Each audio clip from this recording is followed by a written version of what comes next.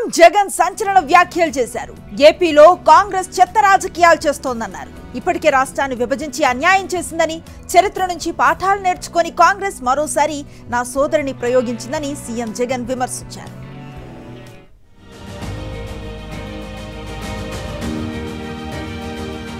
కాంగ్రెస్ చెత్త రాజకీయాలు, కుటుంబాల్ని చీల్చి కుట్రలు, విభజించి పాలించడమే కాంగ్రెస్ నైజం. రాష్ట్రాన్ని విభజించి ఏపీకి అన్యాయం చేసిన కాంగ్రెస్ కు దేవుడే గుణపాఠం చెప్తాడన్న వైఎస్ జగన్. కాంగ్రెస్ పార్టీ కుట్ర రాజకీయాలపై నిప్పులు చెరిగారు సీఎం వైఎస్ జగన్. తిరుపతిలో నిర్వహించిన ఇండియా టుడే ఎడ్యుకేషన్ సమ్మిట్ లో సీఎం జగన్ సంచలన వ్యాఖ్యలు చేశారు. విద్యారంగంలో తీసుకొచ్చిన సంస్కరణలను వివరించిన ముఖ్యమంత్రి రాజకీయ అంశంపైన మాట్లాడారు. కాంగ్రెస్ పార్టీ ఎప్పుడూ డర్టీ గేమ్ ఆడుతుందని మండిపడ్డారు. రాష్ట్రాన్ని అన్యాయంగా విభజించిన హస్తం పార్టీ తమ కుటుంబాన్ని కూడా అలాగే విభజించిందని ఫైర్ అయ్యారు. Congress is basically playing dirty, Rajdeep.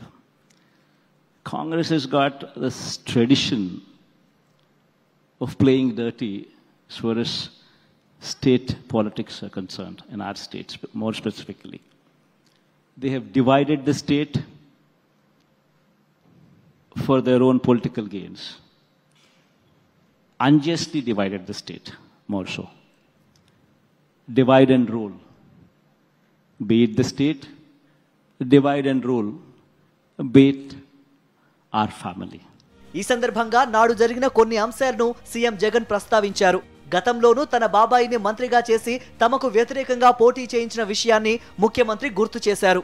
Even when I had gone against the Congress party, they had pitted my own uncle.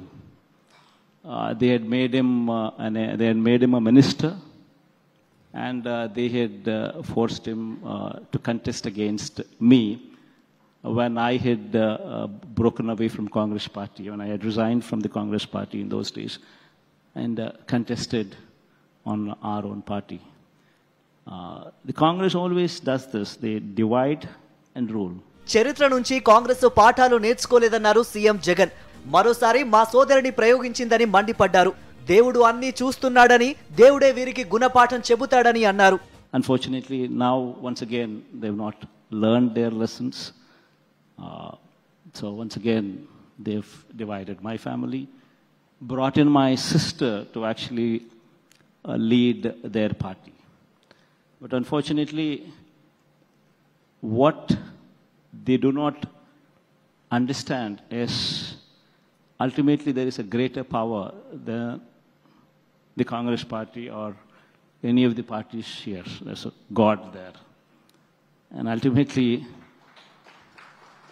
God would ensure that these people are taught a lesson properly. మొత్తంగా రాష్ట్రంలో మరోసారి తిరిగి అధికారంలోకి వస్తామని ధీమాగా చెప్పిన CM Jagan Congress తో పాటు ఏపీలో ప్రతిపక్షాలు చేస్తున్న రాజకీయాలను తిప్పికొట్టారు. వచ్చే ఎన్నికల్లో తిరిగి అధికారంలోకి రావటం ఖాయమన్నారు సీఎం వైఎస్ జగన్. నా వల్ల మేలు జరిగిందని భావిస్తేనే ఓటు వేయమని ధైర్యంగా అడుగుతున్నానని చెప్పారు. విద్య, వైద్యం, పరిపాలనలో పెరుమార్పులు తీసుకువచ్చామని, మేనిఫెస్టోలో చెప్పిన 99% హామీలు నెరవేర్చామని తెలిపారు. ప్రభుత్వ విశ్వసనీయతకు ఇదే నిదర్శనమన్నారు CM Jagan.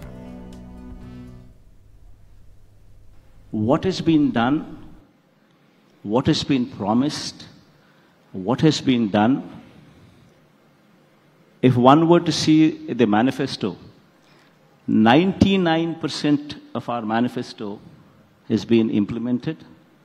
Not only implemented, but taken to the people as well, shown that manifesto once again, and that manifesto is also ratified by people. That is the kind of credibility that is in place in this government. DBT is one part of the whole transformation. But the whole thing is your schools have changed. Your health sector, the health sector has changed. The governance model has changed. Women empowerment has changed. And added to this, you're bringing in a DBT which is directly into the hands of the people without any corruption. or any discrimination. That is the most, all this put together would ensure that my government would be re-elected. అనగారిన వర్గాలతో associate అవటమే YSRCP ప్రధాన లక్ష్యమన్నారు AP ప్రభుత్వ సలహాదారు Sajjala Ramakrishna Reddy. Andhra Pradesh SC ST gazetted officers welfare association 2024 డైరీని ఆయన ఆవిష్కరించారు. అనగారిన వర్గాలను పైకి తీసుకొచ్చే ప్రక్రియలో ఎస్సీ ఎస్టీ ఉద్యోగులు భాగస్వామ్యం కావాలని పిలుపునిచ్చారు.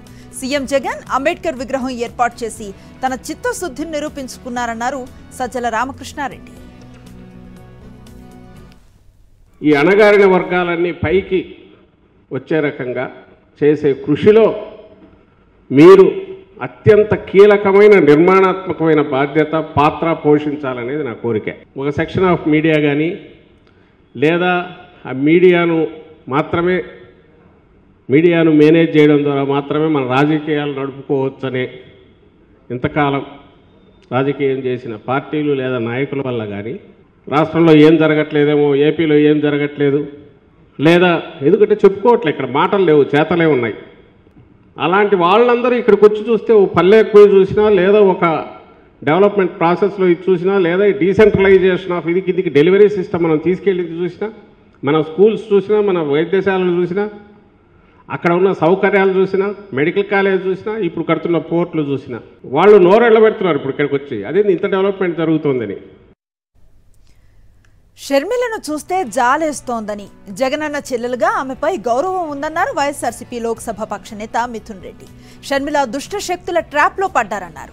16 నెలలు అన్నను జైల్లో పెట్టిన పార్టీ, వైఎస్ఆర్ పేరును ఎఫ్ఐఆర్లో పెట్టిన పార్టీకి ఆమె కొమ్ము కాస్తున్నారని మండిపడ్డారు మిథున్ రెడ్డి. షర్మిల గారి విషయానికి వస్తే, మా ముఖ్యమంత్రి జగనన్న గారి చెల్లెలుగా మాకు గౌరవం ఉంది. కానీ ఈరోజు బాధాకరమైన విషయం ఏమంటే 16 నెలలు జైల్లో పెట్టిన కాంగ్రెస్ పార్టీని ఆ రోజు షర్మిల గారు కూడా తప్పుపట్టారు. అదేవిధంగా రాజశేఖర రెడ్డి గారి పేరు కూడా ఈరోజు ఎఫ్ఐఆర్లో, ఆ రోజు ఛార్జ్షీట్లో ఎఫ్ఐఆర్లో పెట్టిన పార్టీ కాంగ్రెస్ పార్టీ. మళ్ళీ అదే పార్టీకి వెళ్ళి ఆవిడ ఈరోజు చంద్రబాబు నాయుడు గారి ట్రాప్లోనో లేకపోతే ఇతరత్ర దుష్ట శక్తుల ట్రాప్లోనో ఈరోజు ఆవిడ ఉందనేది వాస్తవం. ఈరోజు చంద్రబాబు నాయుడు గారి లైన్ ఏదైతే ఉందో అదే లైన్లో ఆవిడ ఈరోజు అన్ని కార్యక్రమాల్లో కూడా చంద్రబాబు నాయుడు గారు ఏం మాట్లాడుతున్నారో షర్మిల గారు కూడా అవే విమర్శలు చేస్తూ ఉన్నారు. సో ఆ రోజు 16 నెలలు సొంత అన్నని జైల్లో పెట్టిన పార్టీ, అదేవిధంగా రాజశేఖర రెడ్డి గారి పేరు ఛార్జ్షీట్లో పెట్టిన పార్టీని ఈరోజు మళ్ళీ సమర్థిస్తున్నారంటే ఈరోజు ఆవిడని విమర్శించేదానికన్నా ఆవిడ పట్ల నిజంగా జాలేస్తోందని చెప్పి కూడా నేను తెలియజేస్తా ఉన్నాను. ఈ నెల 27న భీమిలి నియోజకవర్గంలో వైఎస్ఆర్సీపీ నిర్వహించబోయే బహిరంగ సభకు ఏర్పాట్లు జోరుగా జరుగుతున్నాయి. CM programming coordinator Talasila Raghuram, MLC Lella Appireddy, MLA Avanthi Srinivas సభ ఏర్పాట్లను పరిశీలించారు. ఈ సభకు ఉత్తరాంధ్రలో ఉన్న 34 నియోజకవర్గాల నుంచి నాయకులు, కార్యకర్తలు హాజరు కానున్నారు. ఈ బహిరంగ సభకు 3 లక్షల మంది వరకు హాజరవుతారని సమాచారం.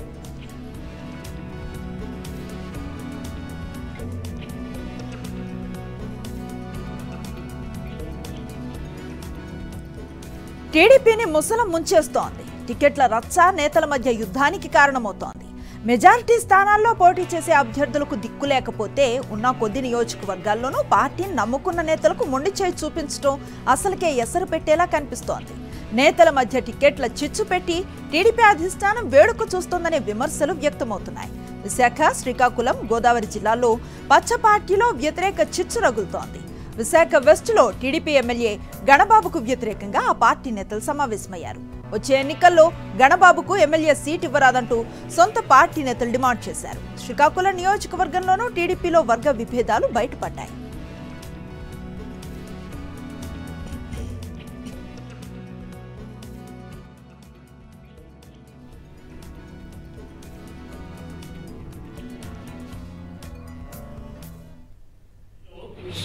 గణబాబు గారు 4.5 సంవత్సరాల నుంచి పార్టీ పరంగా ఏ విధమైన ఖండనలు చేయకుండా ఇక్కడి కష్టాల్లో ఉండి కష్టాల్లో పార్టీకి అండగా నిలబడిన నాయకుల్ని సెలెక్ట్ చేయాలని మరి వెస్ట్ నియోజకవర్గం నుంచి జనరల్ సెక్రటరీగా నన్ను సీనియర్ నాయకులందరూ కోరారు. డాక్టర్ బిఆర్ అంబేద్కర్ జిల్లా మండపేట టీడీపీలోనూ వర్గ విభేదాలు భగ్గుమన్నాయి. మండపేట బహిరంగ సభలో సిట్టింగ్ ఎమ్మెల్యే వేగుళ్ల జోగేశ్వరరావు పేరును చంద్రబాబు ప్రకటించడాన్ని తీవ్ర స్థాయిలో తప్పుబట్టారు టీడీపీ సీనియర్ నేత నెక్కంటి బాలకృష్ణ. తమను జనసేనను సంప్రదించకుండా స్టేజ్ పై జోగేశ్వరరావు పేరును ఎలా ప్రకటిస్తారని ఆగ్రహాన్ని వ్యక్తం చేశారు. మండపేట అభ్యర్థిని మార్చకపోతే తాము సహకరించే ప్రశ్నే లేదని స్పష్టం చేశారు నెక్కంటి బాలకృష్ణ.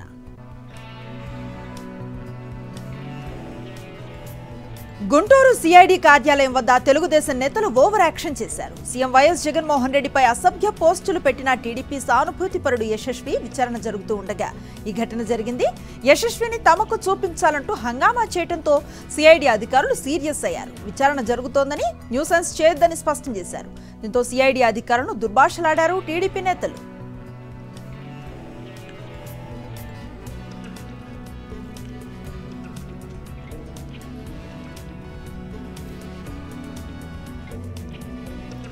బాలక్రామ్ దర్శనానికి భక్తులు పోటెత్తుతున్న వేళ రేపు తిరుమలను దర్శించనున్నారు అయోధ్య అధికారులు. తిరుమల శ్రీవారి ఆలయంలో భక్తుల దర్శనాలు, క్యూ లైన్స్ నిర్వహణ, క్రౌడ్ మేనేజ్మెంట్, ఇతర సౌకర్యాలను పరిశీలించనున్నారు. ఆర్జిత సేవలు, కైంకర్యాలపై టీటీడీ అనుసరిస్తున్న విధానాలను పరిశీలించనుంది శ్రీరామ జన్మభూమి తీర్థక్షేత్ర ట్రస్ట్ యూపీ ప్రతినిధుల బృందం. మంగళవారం నుంచి అయోధ్యలో సాధారణ భక్తుల దర్శనాలు మొదలయ్యాయి. తొలి రోజే 5 లక్షల మంది బాలరాముడిని దర్శించుకున్నారు. ఇంకా లక్షలాది మంది వేచి చూస్తున్నారు.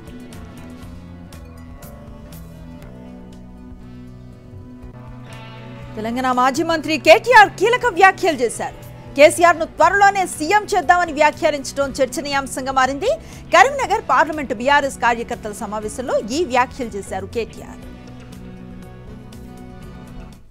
కేవలం లోక్సభ కోసమే కాదు, భవిష్యత్తు కోసం మరొక 10 కాలాల పాటు ఏ గుంపు మేస్త్రి వచ్చి బొందబెడతానన్నా కూడా వాళ్లను బొందబెట్టే విధంగా ఒక సైన్యాన్ని తయారు చేసుకుందాం. కేసీఆర్ గారిని తిరిగి తొందరలోనే ముఖ్యమంత్రి చేసుకుందామనే మాట కూడా మీకు విజ్ఞప్తి చేస్తూ మళ్ళొకసారి ఈరోజు కరీంనగర్ బలగంలో హాజరైన ప్రతి ఒక్కరికి పేరు పేరున ధన్యవాదాలు, నమస్కారాలు. జై తెలంగాణ. సీఎం రేవంత్ రెడ్డిని తమ నియోజకవర్గాల అభివృద్ధి కోసమే కలిశామంటూ బీఆర్ఎస్ ఎమ్మెల్యే సునీత లక్ష్మారెడ్డి, కొత్త ప్రభాకర్ రెడ్డి స్పష్టం చేశారు. అభివృద్ధి అనేది నిరంతర ప్రక్రియ అని, ఇదే విషయంపై కలిశామని ఎమ్మెల్యే సునీత లక్ష్మారెడ్డి స్పష్టం చేశారు. ఇక దుబ్బాకలో ఒక రెవెన్యూ డివిజన్ కావాలని, దీంతో పాటు ప్రోటోకాల్ వివాదం నేపథ్యంలో సీఎం రేవంత్ రెడ్డిని కలిశామన్నారు ఎమ్మెల్యే కొత్త ప్రభాకర్ రెడ్డి. ఈ విషయాన్ని రాద్ధాంతం చేయాల్సిన పని లేదంటూ మండిపడ్డారు. ఇప్పుడే కాదు, ఇక ముందు కూడా సీఎం రేవంత్ రెడ్డిని కలుస్తామని కొత్త ప్రభాకర్ రెడ్డి తెలిపారు.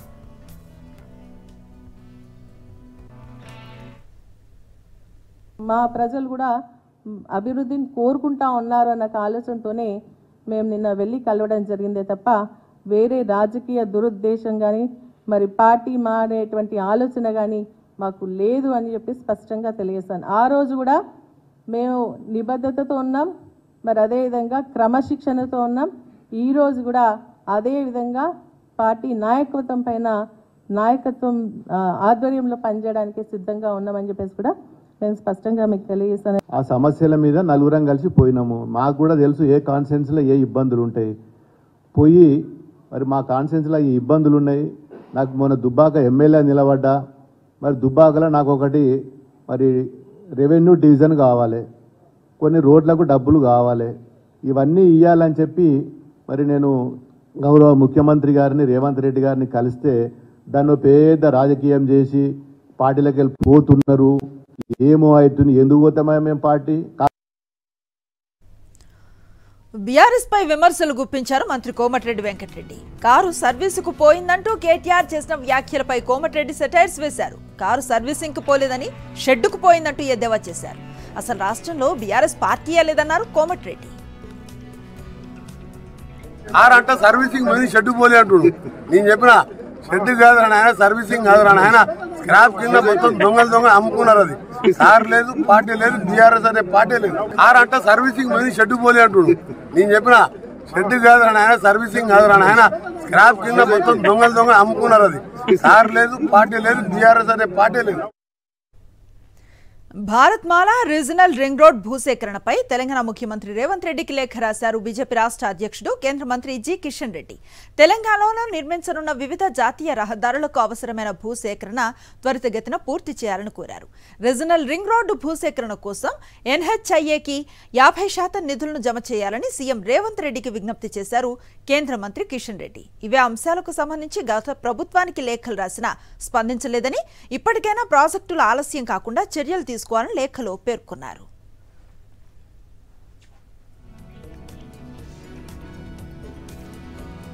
హెచ్ఎండిఏ మాజీ డైరెక్టర్ శివబాలకృష్ణ ఇంట్లో ఏసీబీ అధికారుల సోదాలు కొనసాగుతున్నాయి. ఆయన ఇంటితో పాటు బంధువుల ఇళ్లు, కార్యాలయాల్లోనూ అధికారులు సోదాలు జరుపుతున్నారు. శివబాలకృష్ణ ఇంట్లో ఆస్తుల పత్రాలతో నగదును సీజ్ చేశారు. దాదాపు 500 కోట్ల వరకు ఆస్తులు కూడబెట్టినట్లుగా ఏసీబీ అనుమానిస్తోంది. బినామీల పేరుతో ఆస్తులున్నట్లుగా సోదాల్లో గుర్తించింది. బాలకృష్ణ ఇల్లు, బంధువులు, కార్యాలయాల్లో సోదాలు కొనసాగుతున్నాయి.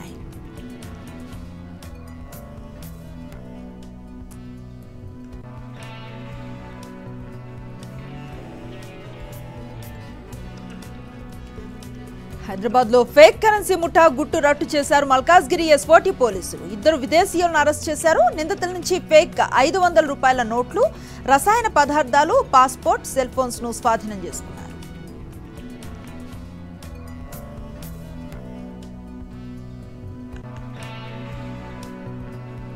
బెంగళూరులో అదృశ్యమైన బాలుడు హైదరాబాద్ లో సురక్షితంగా ఉన్నాడు. నాంపల్లి మెట్రో స్టేషన్ వద్ద బాలుడిని గుర్తించిన మెట్రో సిబ్బంది పోలీసులకు అప్పగించారు. కేసు నమోదు చేసి విచారణ చేపట్టిన పోలీసులు జనవరి 21న బెంగళూరులో అదృశ్యమైన బాలుడు అక్కడి నుంచి ట్రైన్లో మైసూర్, చెన్నై మీదుగా హైదరాబాద్ కు స్వయంగా వచ్చినట్లుగా గుర్తించారు. బాధిత తల్లిదండ్రులకు సమాచారం అందించారు.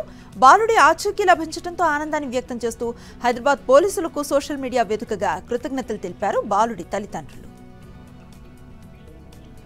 బాలరాముడి దర్శనం కోసం అయోధ్యలో భక్తుల రద్దీ కొనసాగుతోంది. తొలి రోజు సుమారు 5 లక్షల మంది బాలకరామ్ను దర్శించుకోగా రెండవ రోజు మధ్యాహ్నానికి మరో 3 లక్షల మంది బాలకరామ్ దర్శన భాగ్యం చేసుకున్నారు. ఇంకా లక్షలాది మంది అయోధ్య వీధుల్లో వేచి చూస్తున్నారు. భక్తజనంతో మందిర పరిసరాలు కిక్కిరిసిపోయాయి. ఉత్తరప్రదేశ్ హోంశాఖ ప్రిన్సిపల్ సెక్రటరీ, శాంతి భద్రతల డీజీ ప్రశాంత్ కుమార్ గర్భగుడిలో ఉండి దర్శనాలను స్వయంగా పర్యవేక్షించారు. బాలరాముడి దర్శనం కోసం తొందరపడొద్దని భక్తులకు సూచించారు అయోధ్య ఐజీ ప్రవీణ్ కుమార్. వృద్ధులు, దివ్యాంగులు 2 వారాల తర్వాత తమ ప్రయాణాన్ని షెడ్యూల్ చేసుకోవాలని విజ్ఞప్తి చేశారు. మరోవైపు అయోధ్యలో రద్దీని తగ్గించేందుకు కీలక నిర్ణయం తీసుకున్నారు అధికారులు. లక్నో నుంచి అయోధ్యకు బస్సు సర్వీసులను తాత్కాలికంగా నిలిపివేశారు. అయోధ్యలో భక్తుల రద్దీ నేపథ్యంలో మంత్రివర్గ సహచరులకు కీలక సూచన చేశారు ప్రధాని నరేంద్ర మోదీ. బాలకరామ్ దర్శనాన్ని ప్రస్తుతానికి వాయిదా వేసుకోవాలని కేంద్ర మంత్రులకు సూచించారు. అయోధ్యలో రద్దీ ఎక్కువగా ఉంది. ఇలాంటి పరిస్థితుల్లో వీఐపీ ప్రోటోకాల్స్ భక్తులకు అసౌకర్యాన్ని కలిగిస్తాయి. అందువల్ల కేంద్ర మంత్రులు మార్చిలో బాలరాముడిని దర్శించుకుంటే మంచిదని భావిస్తున్నట్లుగా ప్రధాని మోదీ తెలిపారు. కేబినెట్ సమావేశంలో ఈ మేరకు సూచించినట్లుగా అధికారిక వర్గాలు వెల్లడించాయి. విపక్ష ఇండియా కూటమిలో సీట్ల సర్దుబాటు చిచ్చు రేగింది. కాంగ్రెస్ కు భారీ షాక్ ఇచ్చారు తృణమూల్ అధినేత్రి మమతా బెనర్జీ. సార్వత్రిక ఎన్నికల్లో ఒంటరిగానే బరిలోకి దిగుతామని స్పష్టం చేశారు. బెంగాల్లో 42 లోక్సభ స్థానాల్లో టీఎంసీ పోటీ చేస్తుందన్నారు. సీట్ల పంపకంపై ఇటు కాంగ్రెస్, అటు తృణమూల్ మధ్య మాటల యుద్ధం సాగుతున్న తరుణంలో ఈ నిర్ణయాన్ని ప్రకటించారు మమతా బెనర్జీ. ఫలితాల తర్వాతే పొత్తులపై తుది నిర్ణయం ఉంటుందన్నారు. గురువారం పశ్చిమ బెంగాల్లో ప్రవేశిస్తున్న రాహుల్ గాంధీ భారత్ జోడో న్యాయ యాత్రకు సంబంధించి తమకెలాంటి సమాచారం లేదన్నారు దీదీ. తృణమూల్ కాంగ్రెస్ బాటలోనే ఆమ్ ఆద్మీ పార్టీ కూడా కాంగ్రెస్ కు కటిఫ్ చెప్పేసింది. పంజాబ్ లో ఒంటరి పోరుకు సిద్ధమవుతున్నట్లుగా ప్రకటించింది ఆప్. 13 లోక్సభ సీట్లలో ఆప్ పోటీ చేస్తుందని స్పష్టం చేశారు పంజాబ్ సీఎం భగవంత్ మాన్. సర్వే ప్రకారం అభ్యర్థుల ఎంపిక ఉంటుందన్నారు. ఇండియా కూటమిలో సీట్ల సర్దుబాటుపై చర్చలు ఎంతకు కొలిక్కి రాకపోవడంతో పాటు కాంగ్రెస్ ఎక్కువ సీట్లను డిమాండ్ చేస్తూ ఉండటంతో ఎవ్వరికి వారే అన్నట్లుగా ఒంటరి పోరుకు సిద్ధమయ్యాయి భాగస్వామ్య పక్షాలు. దేశీయ మార్కెట్స్ లాభాల్లో ముగిశాయి. సెన్సెక్స్ 689.76 పాయింట్స్ లాభంతో 71,060 పాయింట్ల వద్ద ముగిసింది. నిఫ్టీ సైతం 215.15 పాయింట్ల లాభంతో 21,453.95 వద్ద స్థిరపడింది. డాలర్తో రూపాయి మారకం విలువ 83.12గా ఉంది. సెన్సెక్స్లో Tata steel, HCL technology, IndusInd, power grid corporation, tech Mahindra shares లాభపడ్డాయి. ICICI bank, axis bank, Asian paints, TCS shares నష్టపోయాయి. సోనీతో డీల్ రద్దవడంతో నిన్న భారీగా నష్టపోయిన జీ ఎంటర్టైన్మెంట్ షేర్స్ ఇవాల్టి ట్రేడింగ్లో కాస్త కోలుకున్నాయి. సినీ వార్తల సమాహారం స్క్రీన్ 90ని ఇప్పుడు చూద్దాం.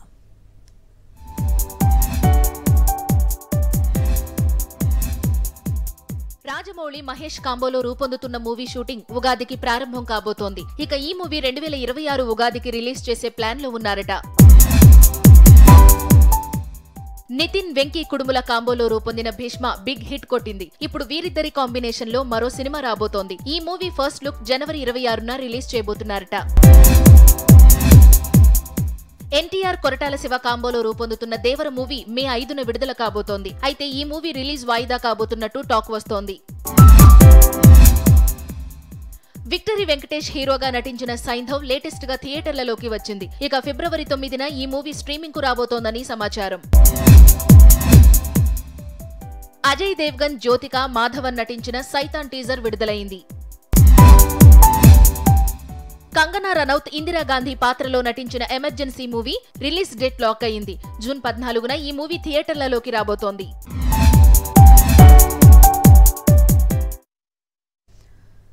రాజమౌళి, మహేష్ కాంబోలో రూపొందబోతున్న మూవీ షూటింగ్ ఉగాదికి ప్రారంభం కాబోతోంది. ఇక ఈ మూవీ 2026 ఉగాదిలో రిలీజ్ చేసే ప్లాన్లో ఉన్నారట. ఇవి non stop 9 PM news details.